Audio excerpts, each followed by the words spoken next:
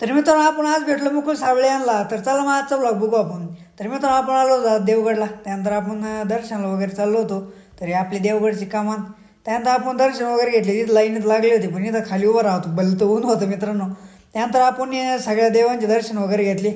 इकडं आपण चाललो होतो. इकडं आपल्या बाबांची समाधी आहे, आपली किसनगिरी बाबांची समाधी वगैरे, आणि इथं त्यांचं जुनं साहित्य आहे मित्रांनो, जुन्या काळातलं. त्यानंतर तिकडे चाललो होतो. अरे बास काय पाय भाजत होते, बास वाळूतून चालताना तुला पाय भाजले. पण इथं एकदम शांत वातावरण, एकच नंबर असतं बरं का मित्रांनो. त्यानंतर सगळं झालं, आपण चाललो होतो घरी.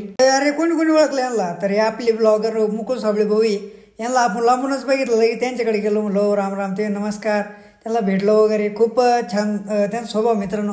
त्यानंतर आपण तिथून निघालो डायरेक्ट घरी. पुढे आलो तर इथं काकडे घेत होते. म्हणलं चाल वेगळीच काकडे म्हणलं. त्यानंतर आपण रस प्यायला होतं. त्यांना सांगितलं होतं रस, पण ते रस प्यायचे ना ते ऊसच निघाला, रोसच गुतला त्याच्यात लव होता, आम्ही काढला होतो.